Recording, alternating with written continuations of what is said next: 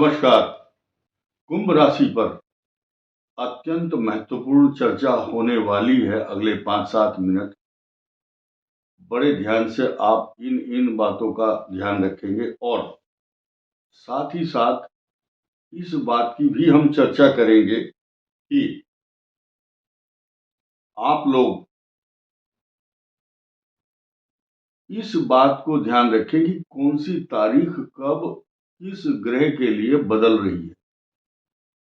Reason क्या है, कुछ लोगों के हमारे पास फोन, रिक्वेस्ट, कमेंट जो भी कुछ अप्रोच करते हैं, कुछ विदेश के लोग हैं तो वो तारीख मांगते हैं कि इस तारीख में कौन सा ग्रह बदल रहा है। तो उस चीज को महत्व देते हुए हम बात कर रहे हैं। कुंभ राशि पर कुछ महत्वपूर्ण परिवर्तन, जैसे कि सूर्य का परिवर्तन हुआ है। सूर्य इस ब्रह्मांड का सबसे महत्वपूर्ण ग्रह है और क्रूशियल डिसीजन बड़े क्रूशियल होते हैं इनके। 12th हाउस में आपका सूर्य का संचरण अभी 1 महीना रहेगा। कुंभ राशि की यात्राएं, कुंभ राशि का खर्च होता रहेगा। अभी विचारों में कई प्रकार के बदलाव भी देखने को मिलेंगे, लेकिन जिस दिन बुधादित्य योग 24 जनवरी को बन जाएगा, मैं तारीख बता रहा हूं, 24 जनवरी को बुधादित्य योग बनेगा। अभी बुध मूल नक्षत्र पर है, जो सकारात्मक परिणाम इस वजह से तो दे रहा है क्योंकि वो 11th हाउस में है, लेकिन केतु के नक्षत्र पर है और बृहस्पति की राशि में है, इसलिए उसका महत्व वहां कम हो जाता है। पंचम राशि यानी कि यहाँ 7वां हाउस है ये, और यहाँ का लॉर्ड 12th में चला गया, यहां से छठे गया है। नेत्र पीड़ा, खर्चा, व्यर्थ की यात्रा, व्यर्थ के भ्रमण, और लोग आपको टरकाएंगे, हरेसमेंट होगा। तो ऐसे ढंग से बात करें लोगों से, साफ साफ ट्रांसपेरेंसी वाली बात। कुछ लोग आपको भ्रम और जाल में फंसाने की कोशिश करेंगे, क्योंकि अभी क्या है, देखिए पोजीशन, मैं जिस चीज की चर्चा करना चाह रहा हूं, मैं किसी को भ्रम में नहीं डालना चाहता, लेकिन स्पष्टवादिता होनी चाहिए हर चीज में। देखिए ये शनि है, यहां पर सूर्य है, यहां राहु है। ये कंटिन्यूटी बनी हुई है। कैसे? सूर्य के बाद फिर पाप ग्रह, फिर पाप ग्रह। अब क्या हुआ, कुंभ लग्न और कुंभ राशि अगर है तो वो पाप कर्तरी योग में पड़ गई है इस समय। अब इतना तक तो ठीक था, ठीक है, क्योंकि यहां अकेला हाथी के समान, जैसे मदमस्त हाथी होता है और अपने ही क्षेत्राधिकार में उसकी पावर होती है बहुत ज्यादा। शनि अपने मूल त्रिकोण में बैठा है, एकदम अडिग है और ताकतवर है, सबसे ज्यादा पावरफुल नहीं बल्कि ये पावर हाउस है। यहाँ पर ये हाउस पावर हाउस है शनि का। कुंभ राशि इस बात के मामले में तो धन्य है और शक्तिशाली है, परंतु आप कितने ही शक्तिशाली हैं, आपको इन दोनों ग्रहों के कारण, पाप कर्तरी योग होने के कारण, मन में इस प्रकार की एंजाइटी जरूर बनी रहेगी कि कहीं ऐसा ना हो जाए। यानी कि इधर से भी समस्या, इधर से भी प्रॉब्लम। कारण क्या है, ये तो आगे बढ़ने वाला है और ये पीछे आने वाला है। डर दोनों तरफ से है, चलो इसको भी हम सहन कर सकते हैं, लेकिन अभी 21 जनवरी तक इस मंगल की दृष्टि यहां तक है। ये मंगल यहां पर टॉर्चर करता है, इसको टॉर्चर, अशांत और अव्यवस्थित चित्ता नाम, अव्यवस्थित चित्त व्यक्तियों की जो कंसिस्टेंसी है, अशांति है, तनाव है, इनसिक्योरिटी है, ये शांति से बैठने नहीं देनी है।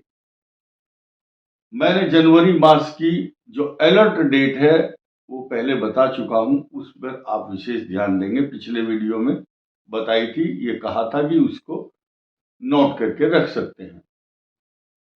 चलो, ये बात, इसका प्रभाव बताया, इसका भी बताया, इसका भी बताया, और अब हम मंगल के द्वारा जो षडाष्टक योग कुंभ पर बना हुआ है उसको इस प्रकार से हम व्याख्या करना चाहेंगे कि ये जो मंगल है षडाष्टक योग बनाकर 21 तारीख को चोट, बीमारी, तनाव, झगड़े, गुस्सा, व्यर्थ की भागदौड़ और अपने स्व कुटुंबीजन, बंधुजन, सगोत्रीय और सहपाठी, सहोदर, सब नियर एंड डियर, वो आपके व्यवहार से खुश नहीं होंगे या आप उनके व्यवहार से प्रसन्न नहीं होंगे। आपके साथ उनका बिहेवियर पैटर्न अच्छा नहीं होगा। मैंने कभी एक कथा सुनाई थी, व्यवहार बड़ा है या ज्ञान बड़ा है। आप भले कितने ज्ञानी हो, अगर व्यवहार में बहुत अंतर है आपके और आप सही तरह से व्यवहार बिहेवियर पैटर्न ठीक नहीं कर रहे हैं तो आप दुख पाएंगे। कारण क्या है कि ये तीनों ग्रहों की जो पोजीशन है और इस मंगल का जो दृष्टिकोण है कुंभ के प्रति असाधारण, एक्स्ट्रा ऑर्डिनरी है। यानी कि आपको नॉर्मल पर्सनैलिटी नहीं कह सकते, एबनॉर्मल पर्सनैलिटी के रूप में आप अभी रहेंगे। ये केतु पर आ जाते हैं हम। केतु क्या है? केतु कष्टकारक है, अष्टम भाव में है, राहु मुख है और इसका जो हाथ आधा हिस्सा कटा हुआ ये केतु है, हाफ पीस, धड़ नीचे का, remaining part of the body. अब केतु जो है अंधा है, यानी कि नेत्रहीन है, बिनु पद चले सुने बिनु काना, लेकिन अपनी शक्ति का जो ह्रास है, केतु जिस डायरेक्शन में जाएगा उधर आंख बंद करके जोर लगाता है। अब गाड़ी में जिससे धक्का लगाते हैं तो किसी आदमी को कह दिया है गाड़ी स्टार्ट करनी है, तो गाड़ी एक आदमी तो गलत डायरेक्शन में ले जा रहा है, मतलब धक्का लगा रहे आगे बढ़ाने के लिए। कुछ ये जो केतु है ये बैक साइड में बैकवर्ड है, ये बैक पीछे की तरफ खींचता है। और ये स्थान देखिए, ये मृत्यु स्थान है, इनसिक्योरिटी, असुरक्षा, रिस्क, बीमारी और इंटेस्टाइनल फीवर और नाभि से नीचे के सारे रोगों का जो गवर्न करता है, उनका प्रतिनिधित्व करता है ये स्थान। इस स्थान पर केतु है, केतु है। और इस केतु से हम पहले से ही पीड़ित हैं, यानी कि कुंभ राशि वाले, क्योंकि केतु इन्फेक्शन का कारक है, बीमारी का, ट्यूमर का, रोगों का, इन्फेक्शन का, और ऐसे रोग देता है दबे पांव धीरे धीरे, और बाद में उसका पता चलता है, बाद में उसके अल्ट्रासाउंड और ब्लड रिपोर्ट की रिपोर्टें बाद में आती हैं, ये काम कर चुका होता है तब तक।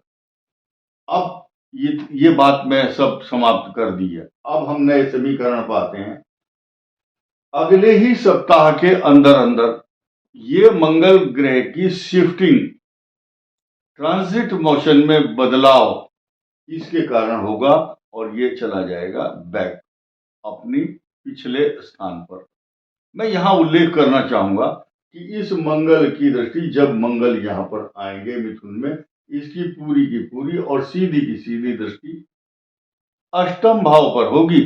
सर्जिकल प्रॉब्लम, जिनकी कुंडली में केतु के साइड इफेक्ट, केतु की महादशा या केतु के अंतर प्रत्यंतर आदि चल रहे होंगे, तो उनको ज्यादा सावधानी की आवश्यकता होगी। जरूरी नहीं है कि जो हम बोल रहे हैं वो सब चीज आपके साथ घटित होंगी। ये सिर्फ संभावनाओं का को व्यक्त करने का तरीका होता है हमारा। ये गोचर स्थिति कुछ लोगों पर वो घटित होती है तो वो आश्चर्य करते हैं, हो ये बात तो हमारे साथ मेल खाती है। चलो आगे बढ़ते हैं। अभी मैं बताना चाहूंगा कि जो मंगल की जब दृष्टि यहां पर आएगी, ये आपके लिए कष्टकारक होगी और आप लोगों को ध्यान देना है इस बात पर कि हम शनि के स्तोत्र का पाठ करें, क्योंकि इस कुंभ राशि पर शनि की 7.5 का द्वितीय चरण चल रहा है और द्वितीय चरण समाप्त होने के बाद वो तृतीय चरण 29 मार्च को आरंभ होगा। ऐसी स्थिति में कुंभ राशि के लिए चांदी के पाए पर देखिए, अभी तक सारी आपको नकारात्मक बातें सुनने को मिली, लेकिन जरूरी नहीं है कि ये सारी खराब बातें आपके ऊपर लागू होंगी। मैं यहाँ कहना चाहूंगा, अब अच्छाइयों की तरफ बढ़ते रहिए आप। लगातार सारी शुभ बातें। 14 मई को बृहस्पति आपके बुद्धि ज्ञान स्थान में आ जाएंगे, आपके लिए सकारात्मक परिणाम देंगे, आपकी संतान के लिए शुभ फल देंगे।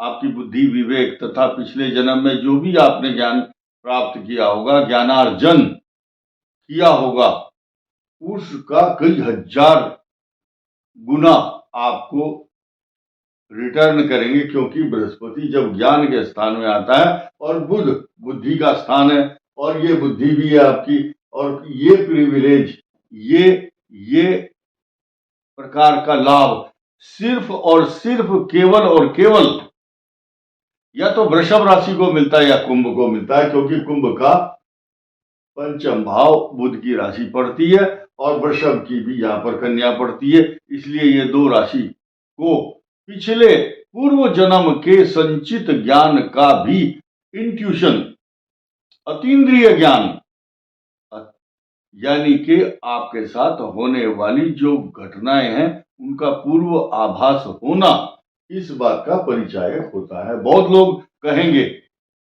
मैं नहीं चाहता कि आप कमेंट करो और बताओ, इतना समय आपके पास भी नहीं है, हमारे पास भी नहीं है।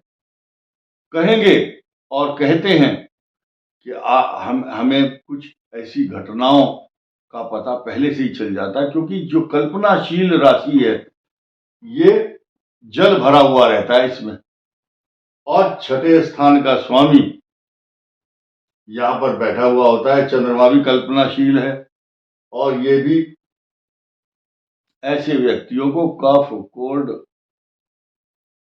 और साइनोसाइटिस, जुखाम, खांसी, रात को सोएंगे खर्राटा लेंगे, क्योंकि म्यूकस मेम्ब्रेन नाम की नाक के अंदर जो झिल्ली है उस पर स्पर्श करते हुए सांस लेते हैं तो खर्राटे की आवाज आती है।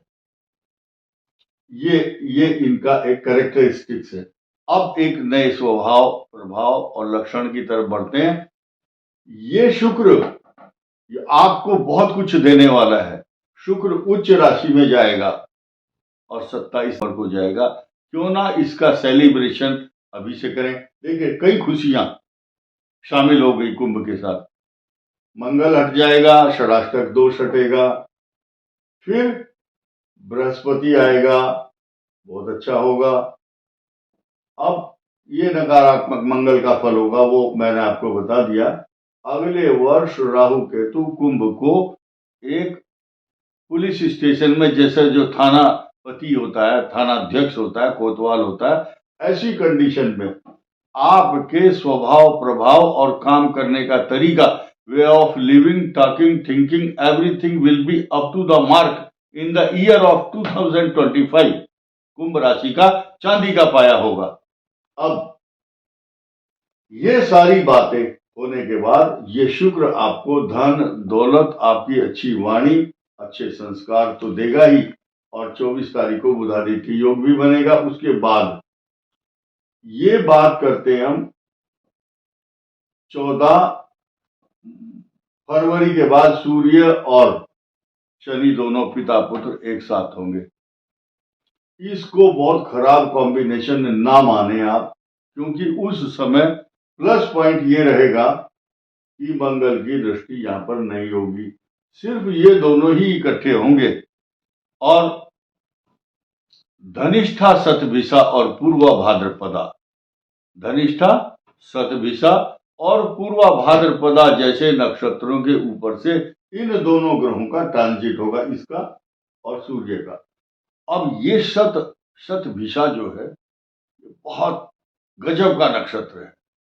इसकी जो पर्सनालिटी है और इसमें पैदा हुए those people who are having their Shatabhisha nakshatra, they are an extraordinary quality. बहुत गजब की व्यक्ति होते हैं और साधारण नहीं होते। लड़की हो चाहे लड़का हो। आर्द्रा, स्वाति और शतभिषा ये राहु के नक्षत्र हैं। इनकी जो पर्सनालिटी होती है ये गजब की होती है। हाथी और मद मस्त अपनी चाल में चलते हैं। इनकी चाल को देख करके बहुतों के हाल खराब हो जाते हैं। Extra ordinary personality, dynamic personality होती है। तो ये विश्लेषण मैंने आपको बताया और अब आप अपने इष्ट देवता, कुल देवता और पितृ देवता का जो ध्यान करेंगे उससे, और सूर्याष्टक स्तोत्र का पाठ, सूर्य सहस्रनाम स्तोत्र का पाठ और आदित्य हृदय स्तोत्र के साथ साथ विष्णु सहस्रनाम स्तोत्र, ऐसा पूजा करने से ये जो 3 महीने हैं, जनवरी, फरवरी, मार्च, ये मार्च खत्म होते ही आपका सितारा बुलंद और आपकी छवि और प्रतिष्ठा और स्वास्थ्य में 4 चांद लग जाएंगे। वजन नहीं बढ़ने देना, अपने वजन को कंट्रोल करना है। इस वीडियो में इतना ही। धन्यवाद। नमस्कार।